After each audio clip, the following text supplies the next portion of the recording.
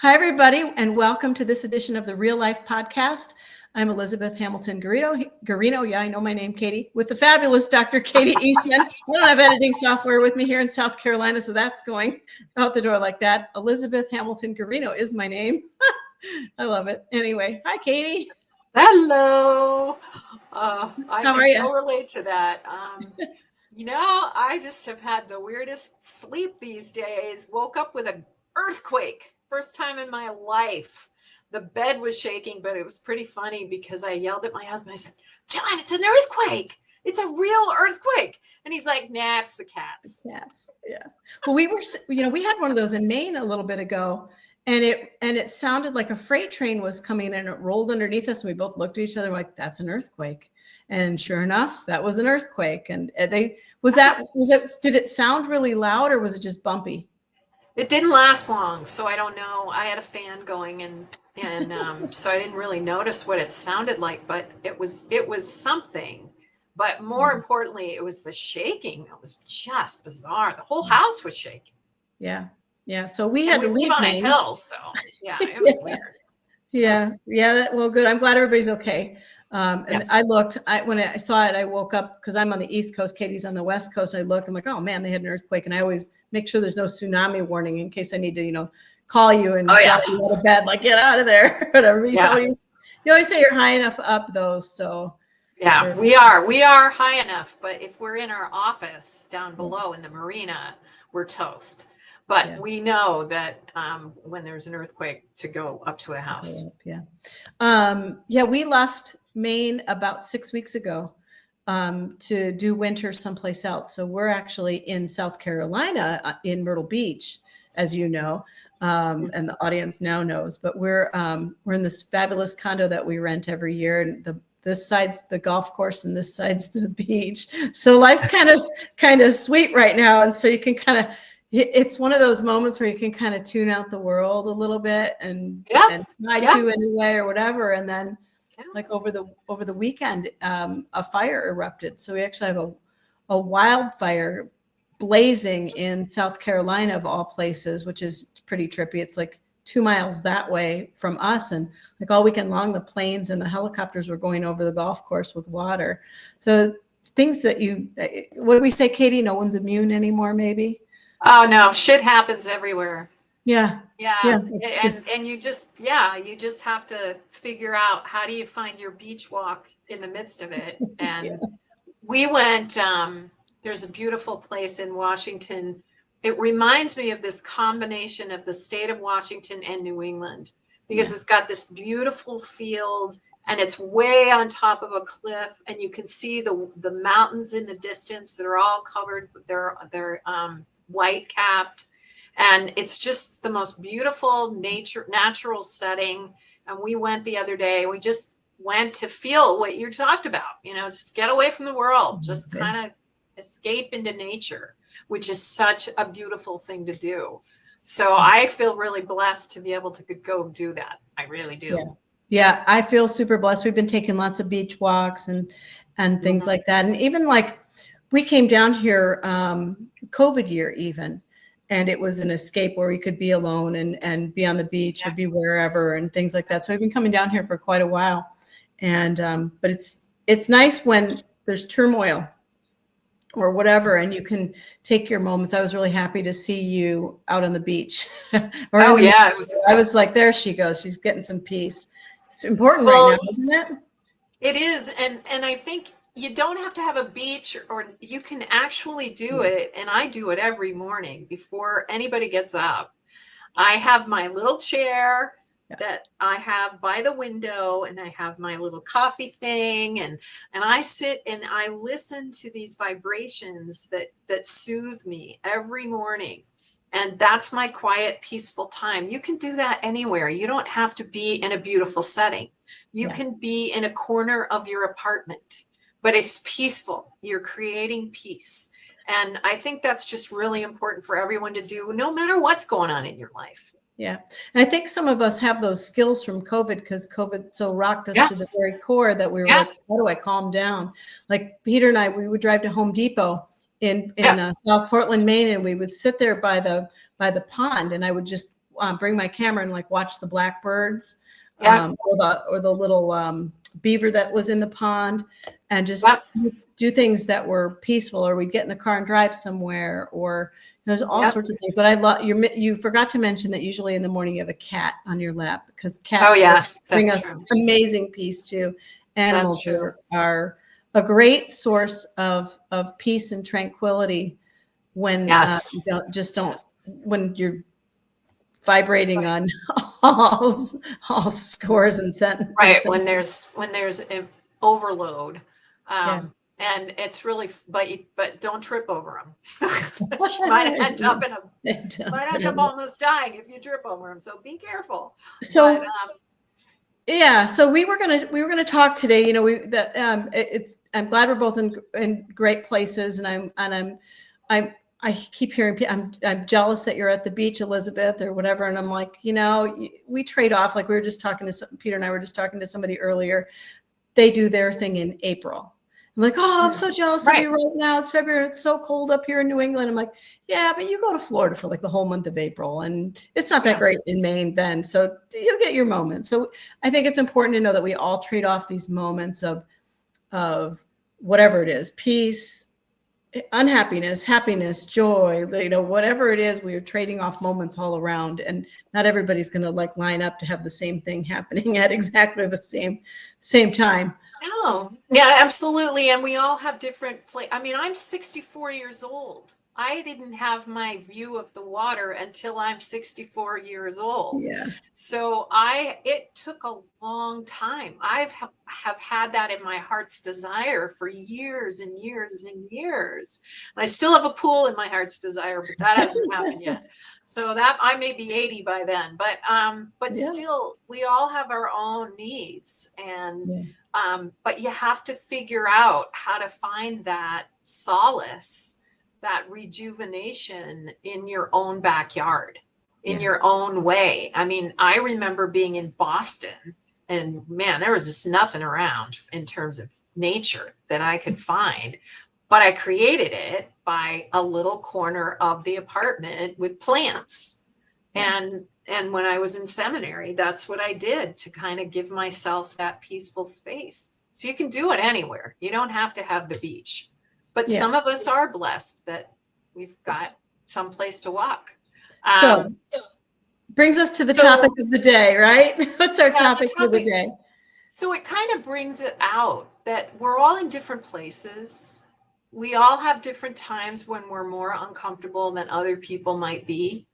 And how do we deal with that? Like, my best example of that is when I oftentimes will work with people who have a diagnosis of cancer, and they'll describe to me going into the grocery store and people that they thought were their friends, not close friends, but acquaintances enough to call them friends, will walk the other direction to avoid them because they don't know what to say. And how hurtful that is for them, because they don't want you to deny that you're in a good space. If you just got a promotion and you're excited, you're going on vacation, and they have cancer, they're not asking you to stop being where you're at. They just want you to be kind. And that's what they all say to me. They all say to me, don't not talk to me about positive things because I have cancer. I want to hear your positive things. Right. Don't avoid me. Yeah. Yeah. Exactly. I mean, have you ever had that situation where you're in a crappy place and somebody's joyful, and or the opposite, where you don't know what to say, so you just kind of like, well, maybe if I avoid them, or I don't think you would ever avoid somebody now, but I mean, when you were younger. Yeah, I don't know. probably. Or if I'm miserable and somebody else is happy, it's all over the place. I think a spot for that is social media, where you scroll, just take one look through your feed and you'll see everybody posting different things. And sometimes it's here's where I am on vacation, or here's my new car, or here's my new house, and you might shrink back and feel small because you might not have those things, or you might feel jealous of those things, or whatever it is. So, but we were talking about how earlier when we were talking about the show, we were talking about, everybody has a different reality and everybody has a different perspective. And again, not everybody may be joyous in this moment, and not everybody may be sad in this moment or these moments or whatever moments they have. So how do you think we should manage that as people? I think is the conversation for today, don't you think? Like between us? Yeah. I think what we're talking about is show up. Yeah. Show up, be there for people, and regardless of where you're at, because the number one thing anybody who I've ever worked with who's in pain for whatever reason, they say hurts them the most is when people don't show up, when they avoid them, when they're so uncomfortable not knowing what to say that they just don't say anything. That hurts them the most. So I think showing up means so many different things. Well, and I worked.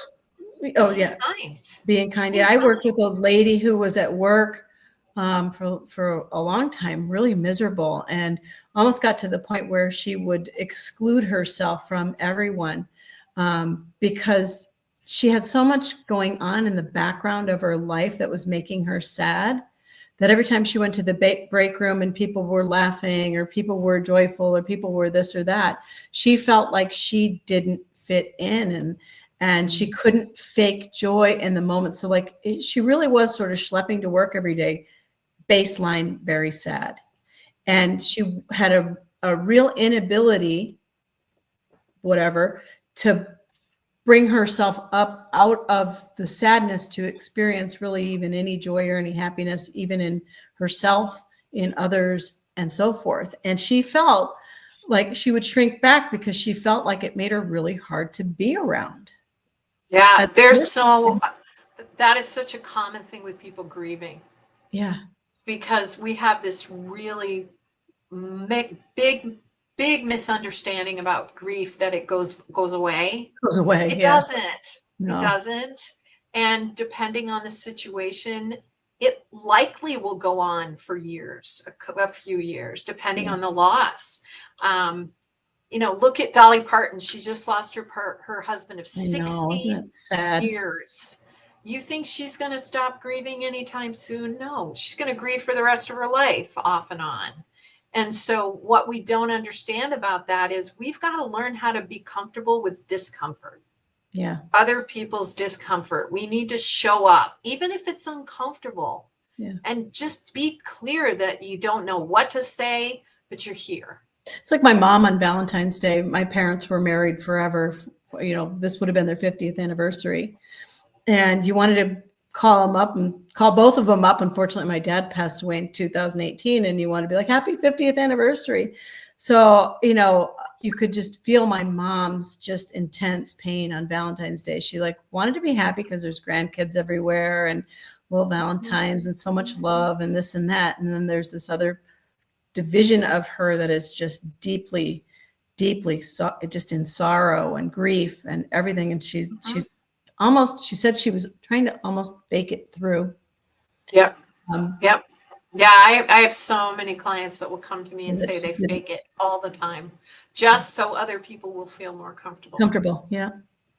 But then there's also the flip. People who don't come up to them because they're really happy and they don't know how to share their joy. Like, for example, when I went through infertility, when someone was pregnant, they didn't want to tell me. Yeah. Because they didn't want to make me feel bad. Well, of course it was hard, but I was happy for them. And what made me more sad is that they didn't tell me. Yeah. So I think it's really important for people to recognize when someone's uncomfortable because they're going through a hard time, it doesn't mean we shut down our joy. Yeah. I've had the opposite of that happen. I've been pregnant and felt like I've had to tiptoe around 4 people who had fertility issues, and you could feel almost the rage, like, oh, I'm not going to your baby shower. It's like, oh my goodness, kind of thing. And so the other side of that was like so much rage geared at me. It's like, I'm sorry, and I would have comments at me like, oh, like this is, all people have to do is breathe on you, just mean spirited things. You've got so many kids, and how many more are you going to have? And I don't even have one. And I'm like, oh my goodness. I've had everything said to me on that score as a mother of 4 sons over the years. It's wild. That is horrible. And other things. So yeah, there's awareness on both sides, and you just have to hug the person and just be like, I'm so sorry. It is difficult for you, Yeah. And who's to say this is a breeze for me either, though, as a human being, died in childbirth, and our son almost died in childbirth. It's not like a easy thing. And I've had a miscarriage before too, and things like that. So yeah, that's a tough one, because I think it's so important to stop, pause, and be aware of other people, and put yourself in their shoes and see both sides of everything, because you can really say some really cruel things to people and not even be aware of it. Right. And people go through hard stuff, and then we also have moments of great joy. Yeah. And just because someone's going through a hard time doesn't mean they don't want to hear your joy. When I go, here's a real tip for anyone out there who has struggled with this, but when I go to a baby shower, I tell the person ahead of time that I never was able to have a child through give birth. Yeah. So whenever in the baby shower, which inevitably comes up, they start talking about the drive to the hospital and how horrible birth is and how painful it is, I always warn the hostess ahead of time, host or hostess, that I'm going to leave at that point, and I'm just going to go to take a walk, go get a cup of coffee, go to the bathroom, and that if they happen to be around for a hug, I'll take it. Yeah. And that has worked beautifully for me, because I've been able to show up for baby showers, but take care of myself. Yeah. And not fake it, be joyful for the person who's having the baby, and also honor my own grief. So there's a way to do both. Yeah. It's authentic. What a cool moment that would be, almost even for you to share your adoption story, though. Well, I do, but yeah, but not the same. Oh, it's or is that like doesn't fit in to the, I don't think it'd be real. I'd welcome that. If I was sitting there, I'd be like, you know what? All of us are different. Cause my mom is a human being who's had kids. And yeah. Oh, I've done that. Yes. And it's fabulous. So yeah, but yeah, I think, women now, it feels like things have become less and less stigma and more talked about. So I bet now in a setting, people would be like, whatever, come on in and tell us your adoption story. And, cause it's not all perfect. And a lot of things end in cesarean, which isn't easy. And a lot of things, the birth process is all over the place with people. So it's not that easy. Right. We were talking about earlier, I loved the story that you had about your friend at breakfast. And I was wondering if you would share this, because, we're talking about groups and settings and difficult chats and easy chats and joy and sadness and happiness, and kind of all over the place with with all the things that we feel when we're in a group setting. But one of the things we can feel is very excluded. Absolutely. I was in a situation where we were gathering as a group to go out and just have breakfast, and someone in the group was going through a really hard time. She had just gotten some very bad news about her job. Yeah. And the group, several people in the group were so hell-bent on nothing. We are not going to talk about anything uncomfortable. And so I watched this woman silence herself and be silenced. Yeah. Because nobody else was having a hard time. And that's not okay to me, is that she felt she had to be silent about what was going on with her. And I really wish people would understand that just because someone else is uncomfortable, you got to learn how to be with their discomfort.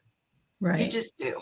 Or you got to be upfront about, I'm so sorry, but I can't handle this right now. It's too much for me. There's nothing wrong with that.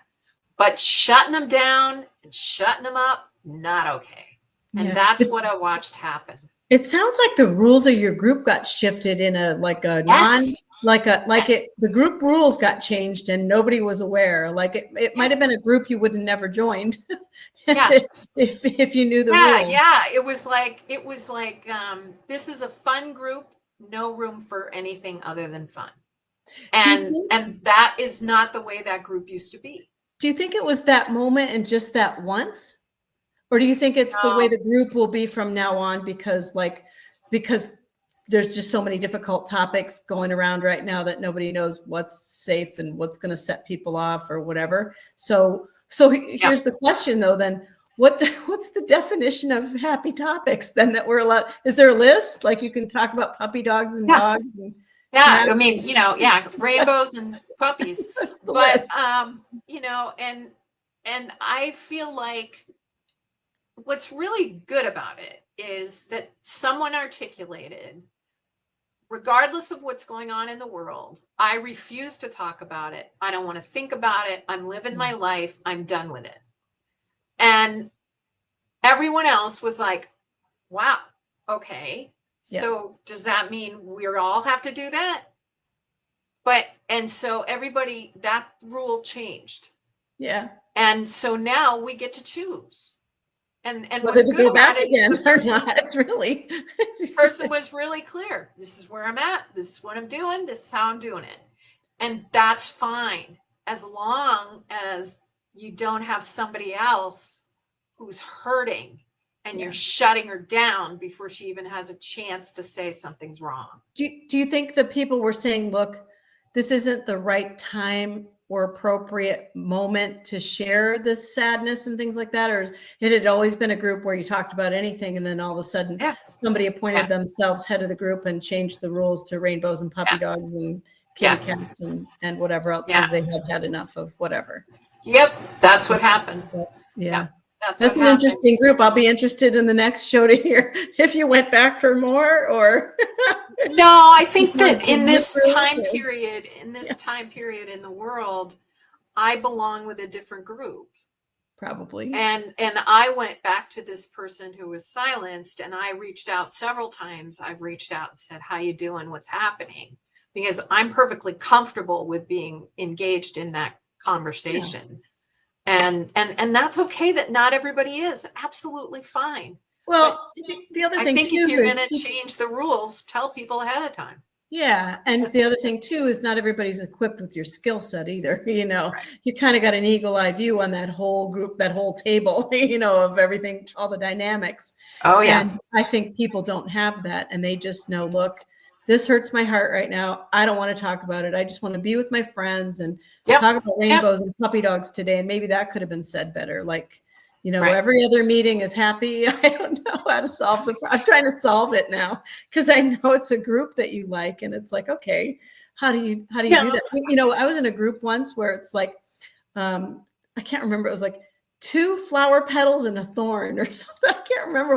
Yes. Oh yeah. We used to do that when I was teaching college. Yes. We go around the room and you share two flower petals and a thorn. It's like, maybe you guys need that. Two flower petals and the thorn, or 2 rose petals and a thorn.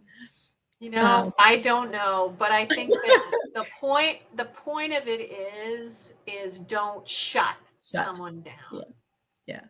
It's absolutely fine to have your own level of comfort, but recognize that other people are at a different place. Well, especially if it's a group that they've relied on for those moments forever and ever too, and then you just feel silenced or whatever. That's tough. And so it's interesting, but I imagine that's probably indicative of a lot of things happening right now. That kind of reminds me of a holiday table. It still does. No matter it does. It's kind of like, okay, here's the Thanksgiving rules. Everybody just eats. Yeah, exactly. Yeah. I used to do this with families that would come to me for counseling around before the holidays because they had so many conflicts going on. And what they would do is they would create a peace preamble before. So they'd have rules of topics that were off limits, how you're going to speak to each other, how we're going to communicate. And they would really have nice Thanksgivings as a result, because the rules were set up ahead of time. So I'm kind of encouraging people, figure out your level of comfort. Do you want to talk about stuff right now? If you don't, that's fine, but be clear about that. Yeah. And don't ever avoid someone going through a hard time because you don't know what to say.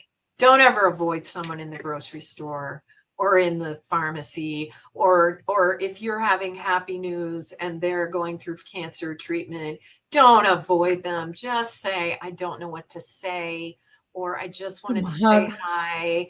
Give, whatever. How are you is a good question. Just showing up. How are you doing is a fair question. How are you? Right. He'll tell you. Because I'll tell you what, as somebody who went through infertility and watched a lot of people have babies, man, if anybody ever did that to me, I'd run after them. Well, I have dinner envy. I have tremendous dinner envy with life-threatening food allergies. Yeah, of course you do. When I was in my early 20s, working and traveling and my job and everything, I never had a food allergy ever, and I could do anything, fit in anywhere. Now I went through a really big phase 1,000 years ago where I was really jealous of everybody eating. Like, you can't eat that, I can't, kind of thing. But it's kind of going away because we cook and do things. But I still crave, like, okay, where can I go out for dinner? Where is it? It's usually like steak, potato, green beans is real safe. So that points to something expensive. Right. Heads you to the nearest expensive steakhouse. And then I don't have dinner envy anymore. But I do have a lot of dinner and buffet envy and things like that. And it makes you not fit in. It makes you leery to show up in a crowd where everybody can eat anything they want and you can't. And there's and do you really want to hang out in the crowd of everybody that can't eat anything and you can't either? I don't know. That's kind of Right. So it's funk. It's a really funky dynamic, and it's just another example of how people feel isolated, how they feel left out, how they feel unheard, how they feel. But as you tell people what's going on, people do really nice things. We had a cookout in our neighborhood, and a couple of us have food allergies, and people made food for us, which is a historically very dangerous thing. And most people are like, I'm not eating no matter what you made for me. Thank you very much. But they were like, here's the bag, even you can see what's in it. Here's everything that's in this and the ingredients and the bag. You're okay. And my daughter has the same allergies as you, and watch her eat it, kind of thing. And people do very nice things for you once they know. Generally, yes, most people want to be it's kind. Kind of cringy. Yeah, most people want to be kind. Most people want to be kind, and it's not kind to avoid someone because you don't know what to say. That's not kind. That's really hurtful. And they see you, by the way. They see you. And that's a good point. Yeah, they do see you walk the other way or whatever. They see you, and trust me, if anybody ever did that to me, I would run after them. I found you. And I'd be like, why are you avoiding me? In the show, I want to go back to something that we've been saying. We only have a couple minutes left. We've been calling everything that we do, and this is a Katie, we call it a Katieism.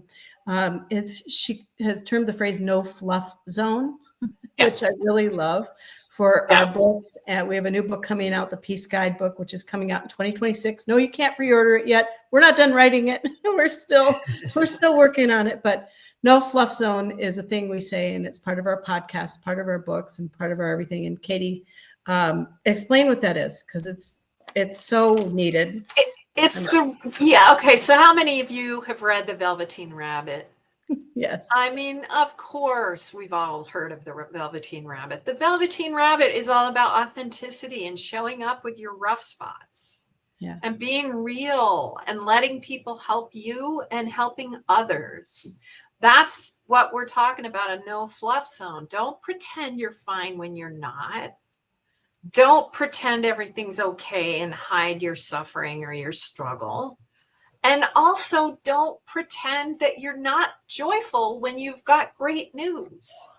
Yeah. Be real. Show up like the Velveteen Rabbit and be real with your real hard things and your real joyful things and everything in between. Be real. And that's why we call this real life, because we really want people to, I mean, life is so much more enriching when you're authentic and real, and not when you hide or pretend or stuff or, minimize or any of that crap. It's just show up like the Velveteen Rabbit and be real. And then just think of the warmth and warm fuzzies you're going to get. Well, yeah, it's super important. And I think it's important to hold up our books too at this moment too, because we both have books that support that. If you don't know what that means, to be your authentic self and find your heart and find your truths and be comfortable showing up real and authentically as you. You've got a book, you have Hold Up Uplifting. Uplifting is go ahead, you talk about uplifting. Well, why I wrote Uplifting is because it's stories of loss that people have transformed into growth. And it's a perfect example of all these really inspiring stories of people that went through really hard stuff, but they learned how to manage it, but not just manage it, to grow from it and make it something positive and purposeful. Yeah. And I think that that's our whole point is, don't run away from your difficult things. Let them be stepping stones. Yeah. And and then I've got the Change Guidebook, which Hold Uplifting up again, because we always have similarities in our books. We love yellow, and we've got a lot of color similarities and things like that. And it's pretty fun and not intentional at all, but it just tends to be. But so this is the Change Guidebook: How to Align Your Heart, Truths, and Energy to Find Success in All Areas of Your Life. And in here are 20 contributors. There's amazing stories of people who have gone through changes in their life and how they made those changes. Some good, some bad, some is all over the place with it. But I think the heart of the book is really is thinking with your heart, showing up authentically, and really living your truths and so forth, and helping people get there. The end of the book is this amazing chapter about impact and your impact on the world. And the book is closed out by former Senator Olympia J. Snow and her story of being orphaned at a young age. So she's right here in the book, the very end of the book. And joined in that chapter, she's with Haley Stark, who had a spinal stroke in high school, one of Quade's friends. But my own kids contributed to the book, and Quade's in here, and Brian Esposito's in here, and there's just a ton of people in here that show stories of how they changed their lives through some of the most difficult moments too. Not, sometimes they make intentional changes, like, okay, I want to lose 100 pounds or whatever. And other times it was like, I just joined the club I did not ever intend on joining. How am I going to navigate this? What am I going to do? And how am I going to get through this and stuff? And I think one of the things that hold your book up again. Both of these books, I think if you go back, and I'm going to be choppy in this message, but if you go back and turn our clocks back all the way back to 2008 when we met, you taught me a lot about change and growth and grief and loss and being your best and all of these things. And the book I'm not holding up is our book called Percolate, Let Your Best Self Filter Through, which kind of led us in these directions of creating all of these books and doing the things that we're doing now and stuff. And it's just been a really cool process to see us change and grow and do the things that we're doing and finding right here. And I think anytime you shift from here to here, it's a really good moment all the time. And really, that's what No Fluff is all about. Is we have both been through hard stuff. Yeah. We've worked with people who've gone through hard stuff. We show up. Yeah. We show up for them. We show up for ourselves. We show up like the Velveteen Rabbit, with authenticity and with an intention for growth. Yeah. And that's what we're trying to help people understand, is that you'll have a much better, more peaceful, meaningful life if you show up. Yeah. I'm going to do, if you don't mind, I'm going to take 5 more minutes of our time and talk. I do want to close the show out with emotions. Any kind of emotion, because when we show up emotionally to something, that can make people shut down, run, Right. don't want to be around you or whatever. And it can be any kind of emotion, whether it's a anger emotion or a rage emotion or a happy emotion or whatever it is. Do you want to talk a little bit about emotions and the roles that they play in a group setting? Sure. Leadership. I kind of, hang on one second. I kind of want to go at this from, and I'll chime into like a leadership perspective. When you're in a group, what's the tone? Right. Read the room. Yeah, I knew you were going to say that. Read the room. Read the room. Yeah, read the room. Everybody in a group, the leader's role is to ensure that everyone is heard. Now, I'm a consensus leader, so that's that's kind of the leadership. I'm a compassionate care leader, so I teach leadership from that perspective. And reading the room means leave space for anyone's experience. Yeah. So your own emotions need to be managed enough that allows for space for someone else to feel what they're feeling. Yeah. So it's got to be okay for someone to feel whatever they're feeling. You don't have to take it on. You don't have to fix it, but you can show up for it with kindness and presence. Yeah. And that's all you have to do. Show up with kindness and presence. You don't have to give them answers. You definitely shouldn't give them platitudes, but just be. And that's good leadership.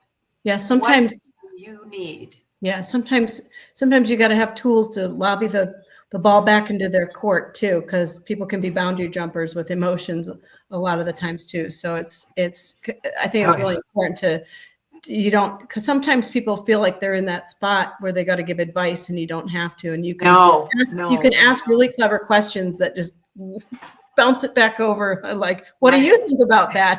How are you feeling? Just all day long, go back and forth with questions. I was on a call the other day and we were all talking about when someone is really sick, what not to say. Yeah. Don't say, I'm so sorry, because that just makes them feel, okay? Yeah. It's like, I'm here. What do you need? Can I get you anything? Can I do anything for you? What do you need? Do you want me to just sit here? Do you want me to read you a book? Do you want me to talk? Do you want me to be silent? Do you want me to whatever? And read the room. And we had gotta read the room. Yeah, I gotta share. I'm gonna talk about my dad's ICU room for a minute. Yeah, it just all came up just a minute ago as you were talking. Talk about reading the room. Like, we're in there trying to keep this man alive, right? We're in coats because he's got on ice and just all sorts of crap happening to keep my dad alive, right? And our baseline is like, we're fighting. Yeah. We would have people when we're fighting room, we're keeping fighting, we're fighting. Yeah. It's all going on, kind of thing. Pictures everywhere, all this stuff. We would get people who would come in and be like, it's time to give up now. And you're like, get the hell away from us, kind of thing. We're fighting, go away, kind of thing. But and we would get people, even relatives, come in, and you can't control what's going to come out of somebody's mouth. But my mom I went through the hospital roof when one family member came in, touched my dad's hand and said, it's okay, you can let go now. My mom just about went crazy, So you can't control what people are going to say. I have a smile on my face because I'm picturing my mom just like, kind of thing. And so we weren't aware that people would do that. We thought everybody was fighting, kind of thing, not like give up mode. And so she put a block on like, the only certain people are coming in here because I know your vibe around him, and everybody else will keep you updated.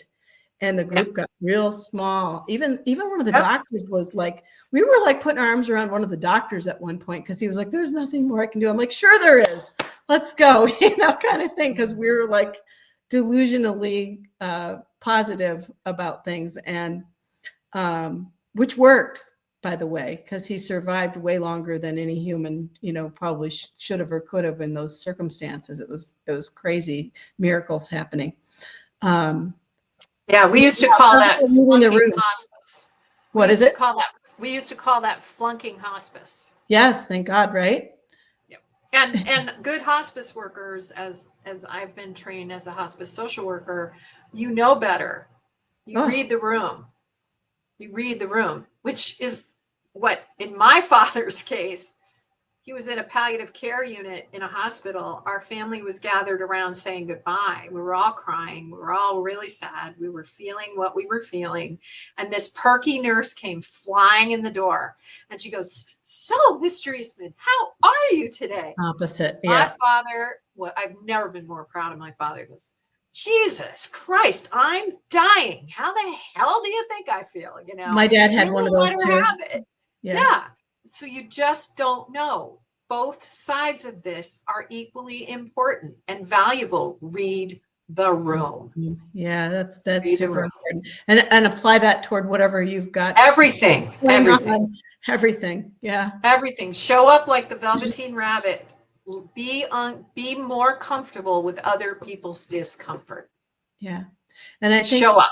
I think the other thing too is I don't know how to articulate this exactly, but we know from being in a hospital setting for that long, you could it was the feeling of the doctors and nurses sometimes was palpable with their sorrow and Oh yeah. they're used to people not walking out of ICU clearly. And so when you're around them and you're hopeful, they try and tell you to not be. In some case, kind of not exactly like that, but they try and give you the real life scenarios of what usually happens. And we found people were trying to brace us for the inevitable or this or that. And it was very frustrating to us because we wanted to be positive around him and stuff like that. And so we had a real wide variety of people around him. And it just was really interesting. A really interesting lesson in process of what the usual process is versus the miracle process.